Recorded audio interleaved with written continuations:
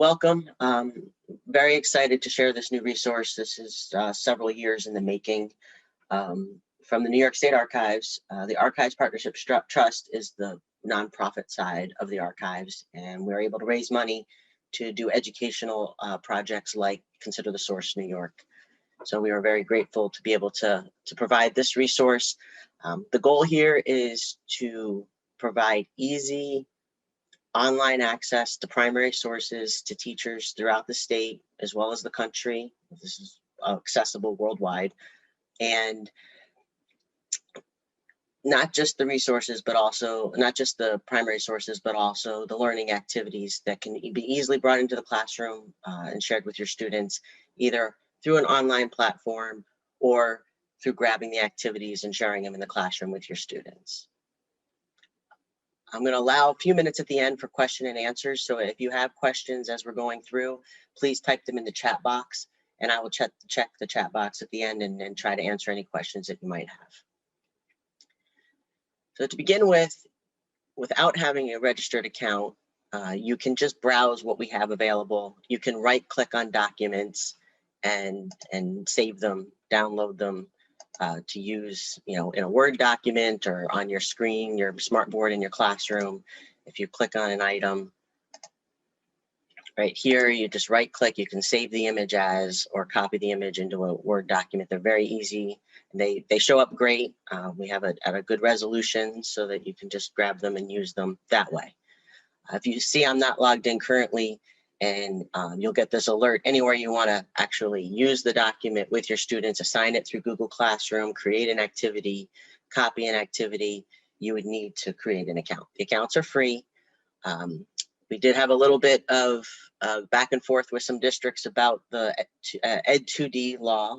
And so we are compliant, and we are willing to sign agreements with districts if your district requires it for your teachers to use the resource. We've put it through our legal team, and we do not collect any data on the students whatsoever. For teachers, it's just your name, your email address, the IP that you're using to access the site. It's all kept on a secure server. We do put that in the agreement, so those are the only things that we do keep. And if your account's inactive for a year, that's all deleted. So that's the only information that is kept on our servers, besides the lessons, but no personal information other than your email and your name. So hopefully that takes care of any issue on that end. The other thing I would say is make sure you check to make sure that website is accessible from your school computer and it's not tagged as some sort of illegal site or something not allowable through your filters. And if it is, your IT department can release it and allow it to be accessed. So that's one other, we've had a couple people be like, oh, it was tagged as a lottery site or something. So I don't know how those things work, but just double check to make sure it's accessible through your school computers. All right, so if you want to register, you just click the register button. And again, that's the only information that we take. And then I'm going to log in with my personal one so that you're not seeing all the back end of computer world here. So this is my personal account. I've created a few activities. You see when you log in, it automatically takes you to your My Activities page. From this page, you can share your activities with your students through Google Classroom. You can share through, hold on one second. You can share through email as well. It is just a link. The lessons are just links. So even if you have Schoology or another platform, you can copy the link and make it accessible to your students through those different classroom platforms. You can also access your bookmarks through here. If you bookmark activities, they're here. And if primary sources, they would be found here as well. You can also create classes. So when your student completes an activity online, at the bottom, they put their name, and they also, if you have classes under your name, as the teacher, they can select a class that they're a part of. So I know for younger students, this might not be as much of an issue, but for older grades, they can select out, period 2 Spanish or whatever class that they're a part of to make it easier for you when you're receiving the answers to sort them. Now, they put their name on, but we don't collect that information. It gets saved as a PDF, and then the student must send you the PDF. Originally, we had students completing the activities through here, and you could access them through here, but because of the Ed 2D law, we're not doing that. So the student just saves the PDF and then either sends it to you through email or through the Google Classroom or whatever platform you're using to interact with students for online activities. And then your account information, so you would change your password and things here. The other thing we thought was helpful to put here was there's a link to the how to create an activity page.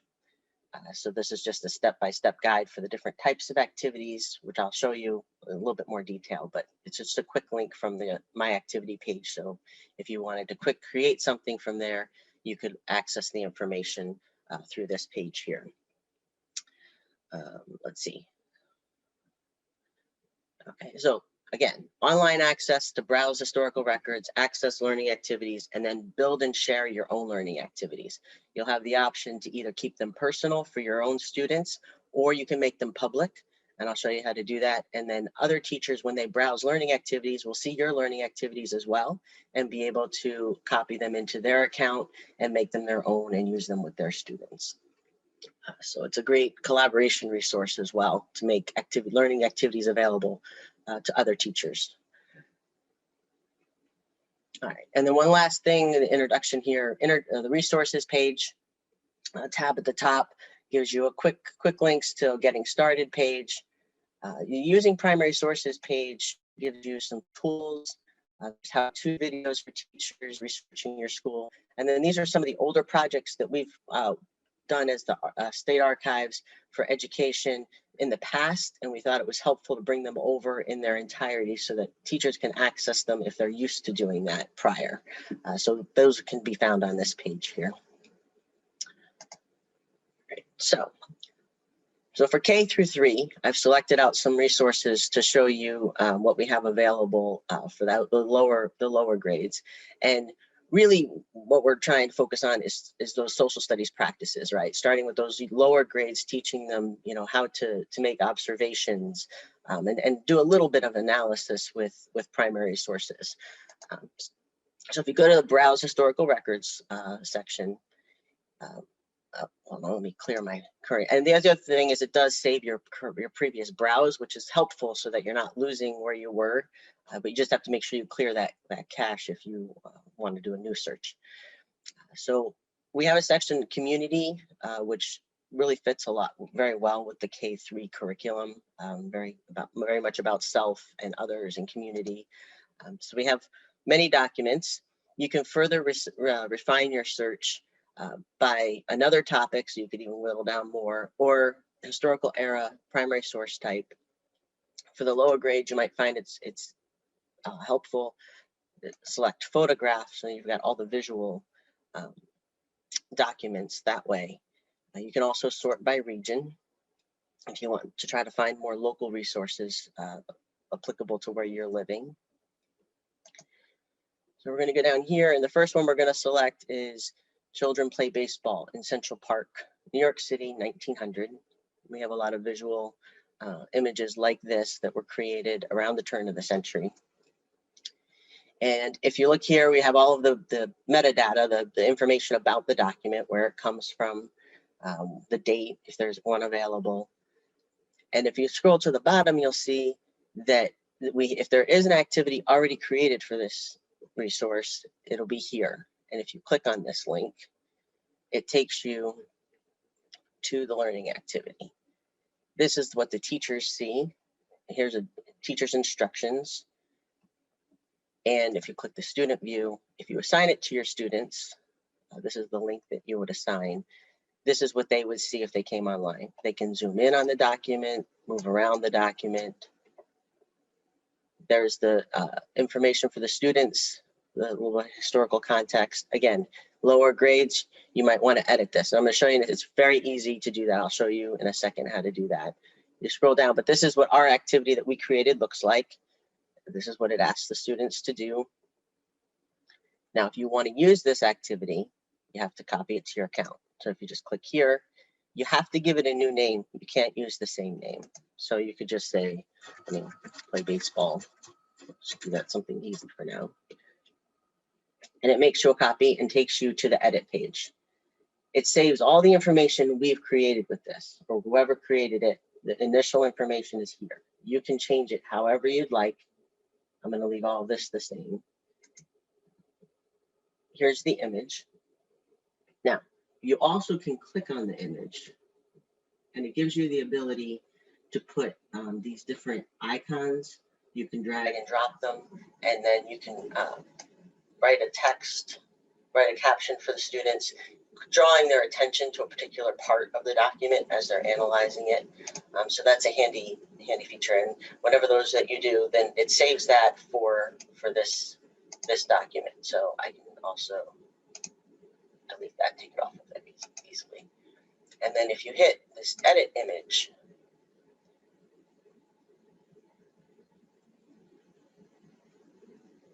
hold on a second, it should bring the image up so that you're able to do all of these things with it. I might have to try it on a different image. I'm not sure why that one wasn't coming.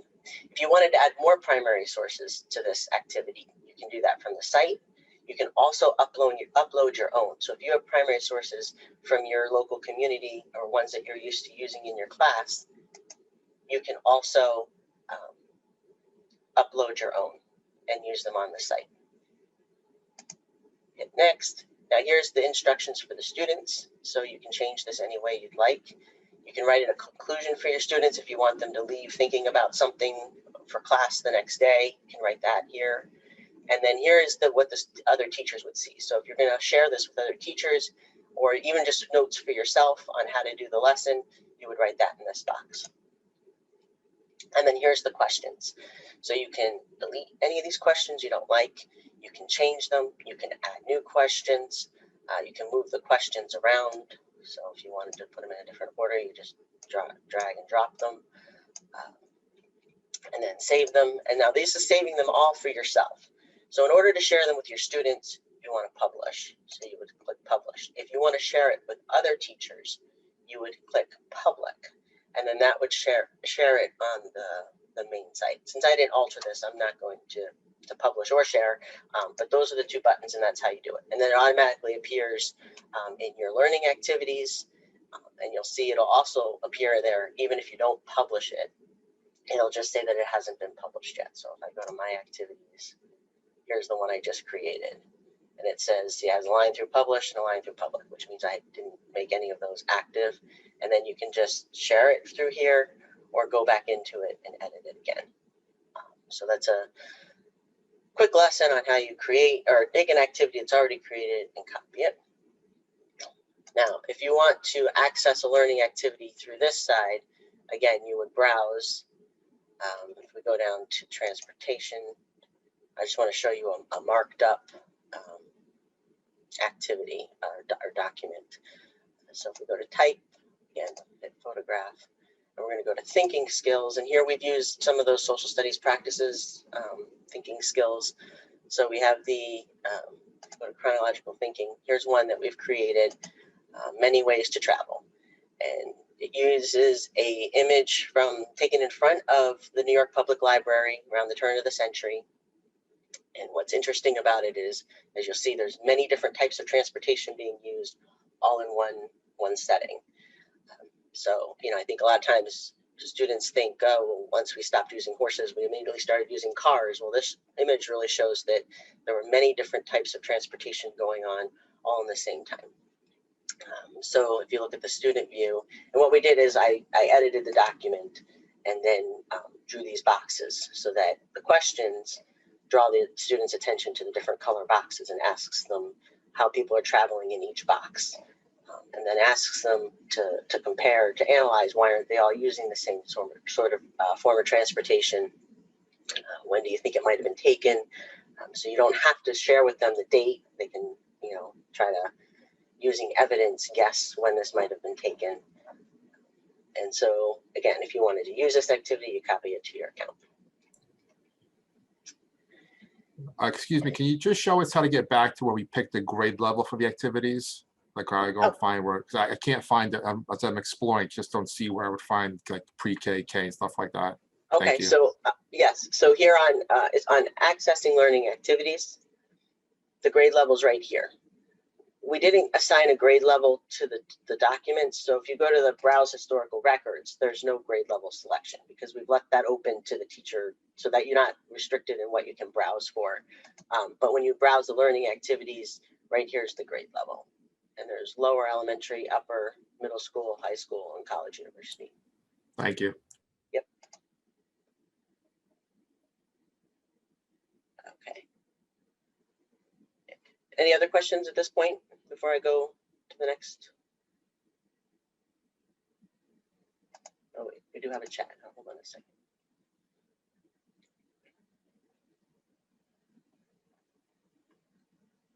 Okay, so I answered the grade level question. And then I want to show you is the build and share. So these are the different types of activities that you can create. So you can create the activity from here. So if I wanted to create a learning or interpreting the evidence, I'm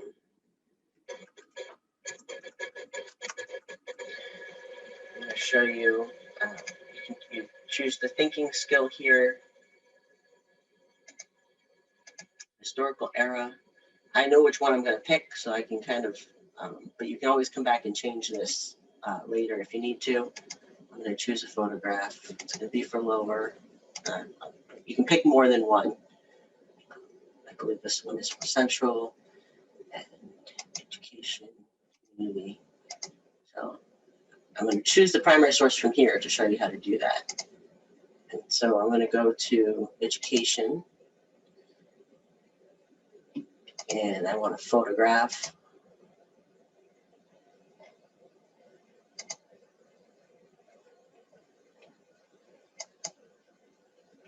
And there's lots to explore here, so hopefully you'll take some time to look around to see all the different types of documents that we have. Here's a picture of a one-room schoolhouse from Princetown in 1900. So I'm just going to, from here you can click create an activity with this document. Again, I wanted to create this kind. Oh, hold on a second. I'm going to go back. Because what I was doing was I was already creating an activity. My apologies. So add this document to Schoolroom, and you would just click. You can click here, or you can click here. You click here, and there it is. It's added it to my Add Primary Sources page. And again, I can edit the image. I'm not sure why that's not working. I'll get to my web developer. It worked yesterday, so he must have done something that changed something, so a setting. But again, you write your instructions here. And again, if you don't want to write anything here, you don't have to. It doesn't require you to write something. And then we have default questions that we've put in, and you can use them or not use them. But these are the basics of what you want students learning to ask about every primary source they encounter. Who created it, when, who, the basic context of the document, then some analysis questions, and then some of those synthesis questions. But again, you can change these, delete them. But we've added them all as a default to make it a little bit easier to bring the resource into your classroom if you just want to do a quick bell ringer or something with a document. I guess lower elementary you probably wouldn't do that as much, but in the upper grades you might. There's default questions that you don't have to really do too much with. And again, you get to the save questions, and then you have the publish and make public. I did want to just quick show you, and then I'll open it up for some questions and discussion. It's a smaller group, so that'll work well today. But I wanted to show you, there's a couple other activity types that are really, I think, kind of cool for kids. This one on child labor that we created, this is an evaluating the evidence. And if you look at the student view, it's a scale. We did model some of this off of Docs Teach. I worked closely with them initially because they had a lot of good stuff, but we wanted to kind of build off of that and make it a little bit better. So this is the balancing the evidence. So there's primary sources, there's questions for the students to answer about them. They can look at them close up. Of course, this is for a higher grade, obviously, but they can analyze the document. Look at it, close the paper boy there. So this is about child labor, and then the very basic, does the document support the use of child labor, or would it be an argument to argue against child labor? again, not for K-3 really, but just an idea of what you can do with one of the activity types. So then what the students would do is they would drag the item. So if they think this was for against child labor, there's the image, they put it on this side. If they think it's in support of child labor, put it on this side. So depending on what they end up with, then at the end, it asks them to write a paragraph for or against child labor based on the evidence from the documents. So that's a nice way of teaching the concept of evaluating the evidence. What is it telling us? What can we conclude from the evidence that we have? And then the other one that is very nice, that we've created just one type of each of these so far. I'm the only person creating stuff at the moment. So let's see here. Where will the Erie Canal take me? So we have a map activity. We have a bunch of template maps like this that you can choose from when you create these activities. New York, United States, different parts of the world. The student view looks like this, and here's images of the Erie Canal. You click on it, it tells you where it's from. I did include a map that has all of the towns, major towns along the canal. So here's Lyons. So the students would want to, put the image, close to where it would be on the map. And so when they're finished with this and they go to the bottom, and I haven't copied this one in my account, but they type their name, select the class, and then they would save it as a PDF. Whatever they did on here would save, and then they'd be able to send it to the teacher, and the teacher could evaluate their answers, give them feedback. So that was the other one I wanted to show you. And then there's comparison, and then the chronological reasoning. That one is more like several documents, and you can put a narrative box under each one. And then you can also multiple questions for each document, and the students can blow up each document and look at it. So that's more of a multiple document learning activity. Okay, I think that's as much as I wanted to share in this brief introduction.